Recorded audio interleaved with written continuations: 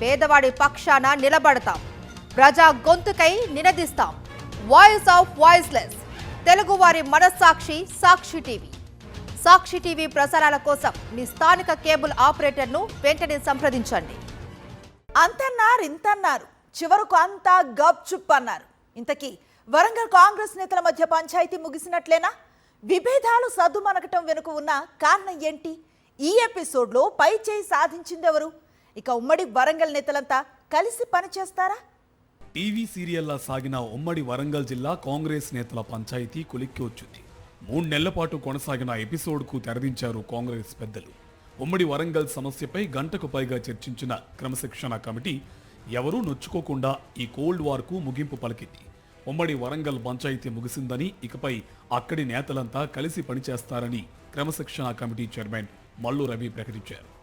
వరంగల్కు సంబంధించినటువంటి ఎమ్మెల్యేలు కొండా మురళి గారు సబ్జెక్టుని ఒక కొలిక్కి తీసుకొని రావటం జరిగింది.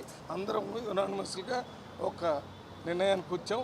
భవిష్యత్తులో కాంగ్రెస్ పార్టీ కోసం కలిసికట్టుగా పనిచేయడానికి ఒప్పుకున్నారు కాబట్టి ఈ నిర్ణయం జరిగింది. 3 నెలల క్రితం కొండా మురళి, ఉమ్మడి వరంగల్ ఎమ్మెల్యేల మధ్య మొదలైన పంచాయతీ అనేక మలుపులు తిరిగింది.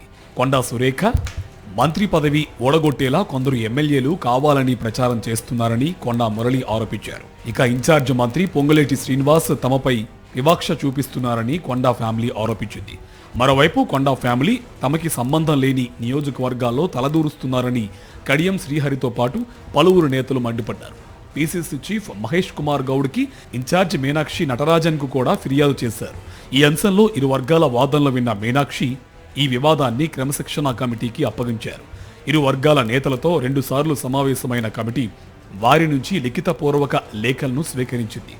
స్థానిక సంస్థల ఎన్నికలకు ముందు లేనిపోని వివాదాలు ఉండకూడదనే ఉద్దేశంతో నేతల మధ్య రాజీ కుదిర్చింది క్రమశిక్షణ కమిటీ. గాంధీ భవన్లో క్రమశిక్షణ కమిటీ భేటీకి కొండా మురళి హాజరయ్యారు. సమావేశం అనంతరం కమిటీ చైర్మన్ మల్లు రవి, కొండా మురళి సంయుక్తంగా వరంగల్ సమస్య ముగిసిందని ప్రకటించారు. ఈరోజు స్థానిక సంస్థల ఎన్నికలు వస్తున్నాయి. మరి ఎన్నికల్లో కూడా కలిసి పనిచేసే కార్యక్రమంలో భాగంగా అన్న చెప్పడం జరిగింది. అన్న ఆదేశాన్ని కంపల్సరీగా పాటిస్తాం. మరి ఈరోజు ఒకటే మాట చెప్తున్నా, కాంగ్రెస్ పార్టీ ఏ ఆదేశం ఇస్తే దాన్ని తూచా తప్పకుండా ఆచరణ పెడతామని తెలియజేస్తాం.